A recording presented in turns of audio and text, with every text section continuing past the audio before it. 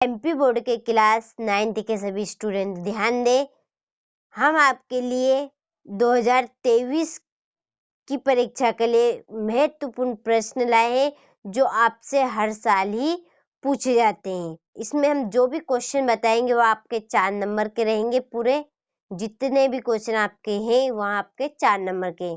तो बिना समय गवाए हम वीडियो को शुरू करते हैं। तो देखिए, सबसे पहला क्वेश्चन हमारा मोस्ट आईएमपी, चाल और वेग में अंतर। तो यहाँ क्वेश्चन आपसे हर साल ही पूछा जाता है। तो पहला चाल, एक तरफ आपको चाल लिखना है, दूसरी तरफ वेग लिखना है और यहाँ बना देना आपको क्रमांक सारणी।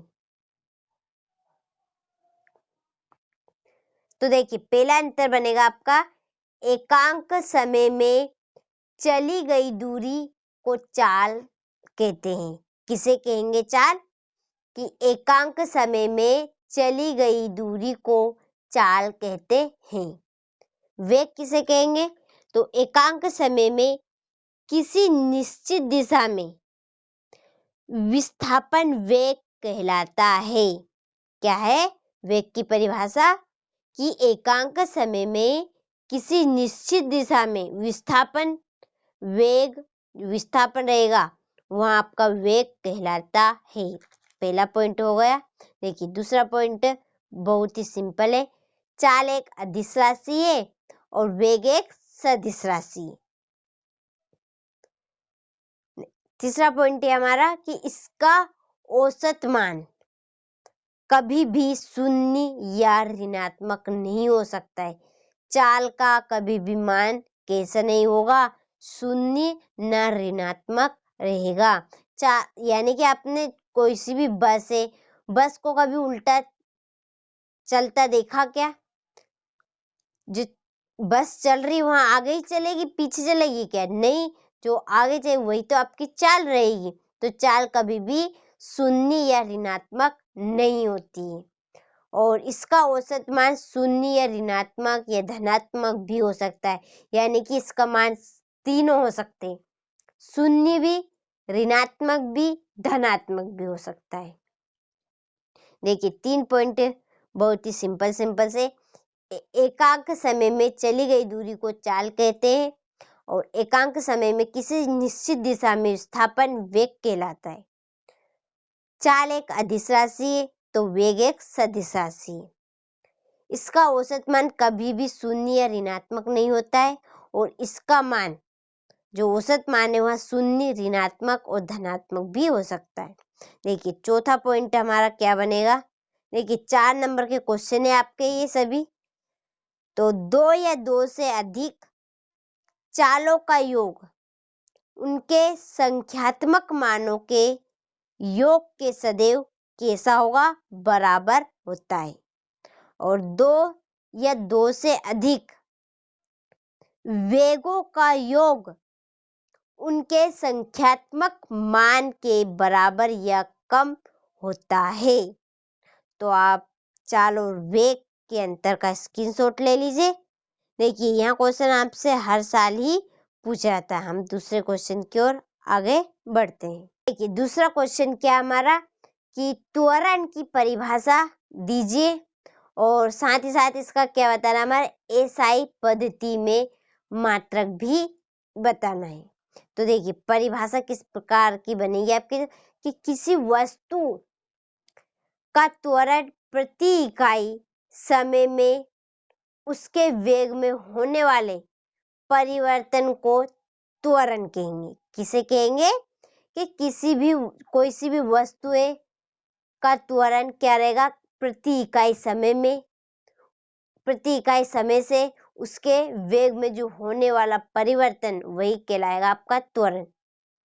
तो देखिए, ये परिभाषा है। इस एक परिभाषा और भी है कि वेग में परिवर्तन की दर को त्वरण कहते हैं। दोनों में से एक कोई से भी लिख देना। आगे हमारा क्वेश्चन पूछा है कि त्वरण का एसआई पद्धति में मात्रक।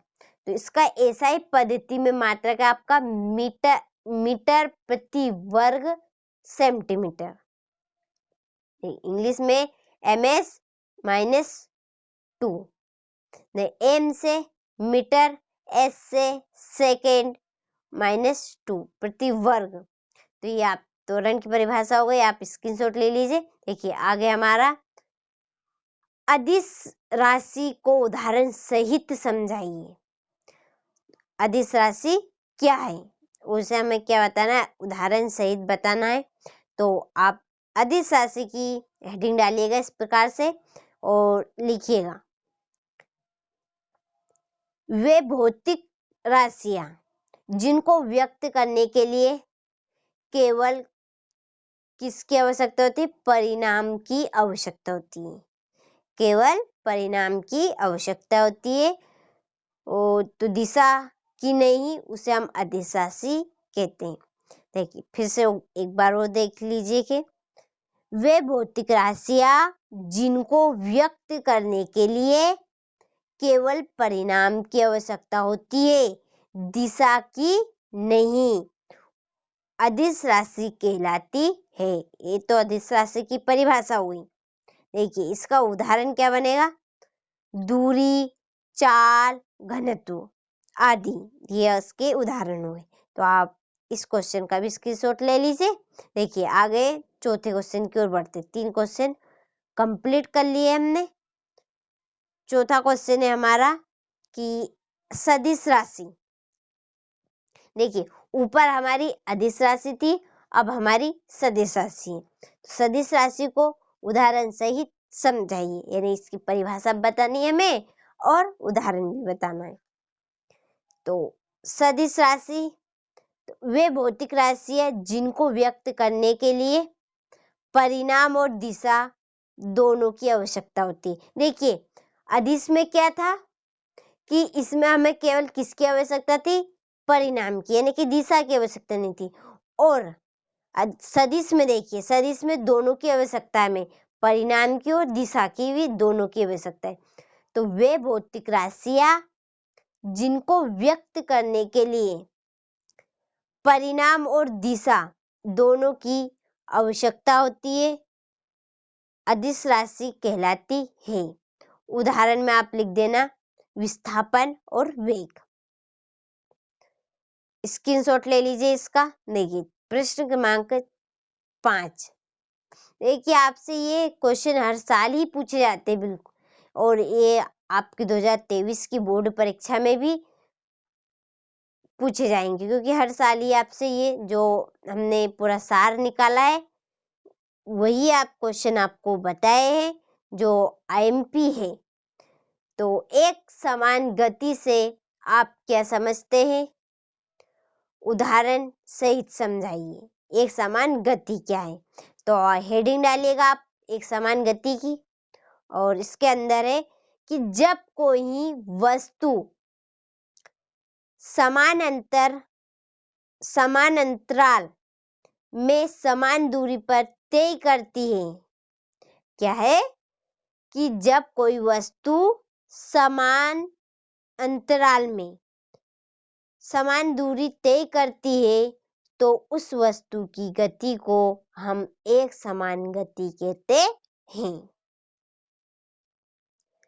उदाहरण है आपका पृथ्वी के चारों ओर चंद्रमा की गति। क्या आपने चंद्रमा को देखा होगा, चंद्रमा देखिए धीरे धीरे एक ही समान गति से पूरे ब्रह्मांड का चक्कर लगा देता है, वही आपकी एक समान गति कहलाएगी। कि जब कोई वस्तु एक समान अंतराल में समान दूरी तय करती है तो उस वस्तु की गति को एक समान गति कहते हैं। उदाहरण ये लिख देना आप। देखिए प्रश्न क्रमांक 6। प्रश्न क्रमांक 6 कि मंदन को परिभाषित कीजिए। तो मंदन क्या है ये हम देखते हैं। किसी वस्तु के वेग में, कोई सी भी वस्तु है उसके वेग में कमी एवं समय अंतराल के अनुपात को मंदन कहते हैं। क्या है, कोई सी भी वस्तु है उसके वेग में कमी और समय अंतराल के अनुपात को मंदन कहते हैं। इसका एसआई पद्धति मात्रक आपका ms इनवर्स मीटर सेकेंड होता है। तो आप इसका स्क्रीनशॉट ले लीजिए और एक समान गति का प्रश्न क्रमांक हम 7 की ओर चलते हैं। तो देखिए प्रश्न क्रमांक 7 हमारा है दूरी और विस्थापन में अंतर। यहाँ आपसे हर साल ही बिल्कुल पूछा जाता है, बहुत IMP क्वेश्चन है। तो दूरी और विस्थापन वस्तु द्वारा तय किए गए रास्ते की लंबाई को दूरी कहते हैं और विस्थापन किसे कहेंगे? किसी निश्चित दिशा में गतिमान वस्तु की प्रारंभिक तथा अंतिम स्थिति के बीच की जो न्यूनतम दूरी रहेगी वही आपकी विस्थापन कहलाएगी। देखिए फिर से एक बार और दोहरा लेते हैं कि वस्तु द्वारा तय किए गए रास्ते की लंबाई को दूरी कहते हैं और विस्थापन किसे कहेंगे? किसी निश्चित दिशा में गतिमान वस्तु की प्रारंभिक और जो अंतिम स्थिति के बीच की जो न्यूनतम दूरी रहेगी वही आपकी विस्थापन। यानी कि कोई सी वस्तु है उसकी जो प्रारंभिक दूरी रहेगी, ये एक वस्तु यहाँ से चल रही है, ये आपकी उसकी प्रारंभिक और जो जहां पर वो खत्म हुई वह उसकी अंतिम दूरी। तो दो प्रारंभ से लेकर अंत तक की जो न्यूनतम दूरी यानी कि स्थिति के बीच जो न्यूनतम दूरी है उन दोनों की वही आपकी विस्थापन कहलाएगी। देख दूसरा पॉइंट है कि दूरी अदिश राशि है और विस्थापन एक सदिश राशि है। देखिए तीसरा पॉइंट है हमारा कि दूरी का मान कभी भी ऋणात्मक नहीं हो सकता, सदैव यह कैसी होगी? धनात्मक होती है। जो दूरी है वह कभी भी ऋणात्मक नहीं होगी यानी कि धनात्मक होती है। और विस्थापन का मान सदैव शून्य, ऋणात्मक या धनात्मक भी हो सकता है। जो विस्थापन उसका मान कभी शून्य भी आ सकता है, ऋणात्मक भी आ सकता है और धनात्मक भी तीनों उसके मान आ सकते हैं। चौथा पॉइंट है कि यह वस्तु द्वारा तय किए गए रास्ते पर निर्भर करती है और यह वस्तु द्वारा तय किए गए रास्ते पर निर्भर नहीं करता है। विस्थापन दूरी क्या करेगी? जो तय की गई वस्तु के रास्ते पर निर्भर करती है लेकिन विस्थापन नहीं करता है। तो ये 4 पॉइंट हो चुके हैं विस्थापन दूरी और विस्थापन के अंतर के। फटाफट से एक बार और दोहरा लेते जल्दी जल्दी। वस्तु द्वारा तय किए गए रास्ते को की लंबाई को दूरी कहते हैं।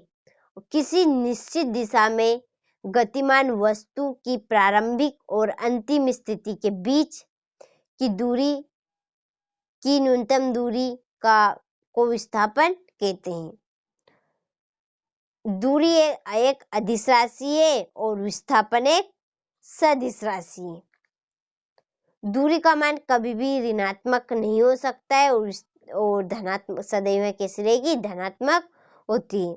विस्थापन का मान सदैव शून्य, ऋणात्मक या धनात्मक भी हो सकता है। जो दूरी है वस्तु द्वारा तय गए रास्ते पर निर्भर करती है और विस्थापन वस्तु द्वारा तय किए गए रास्ते पर निर्भर नहीं करता है। और जो देखिए आखिरी पॉइंट यानी कि आखिरी प्रश्न बचा है हमारा केवल कि गति के 3 समीकरण लिखिए। तो ये गति के 3 समीकरण है। पहला है v = u + at, पहला समीकरण हो गया। इसके बाद दूसरा s = ut + 1/2 at², ये दूसरा समीकरण। तीसरा समीकरण v² = u² + 2as, ये तीसरा समीकरण। तो ये हमने गति के 3 समीकरण भी देख लिए। तो आज के इस वीडियो में हमने आपको जो 9th विज्ञान के महत्वपूर्ण प्रश्न बताए जो आपसे हर साल ही पूछे जाते हैं। इन क्वेश्चनों को आप अच्छे से कंप्लीट करिएगा। तो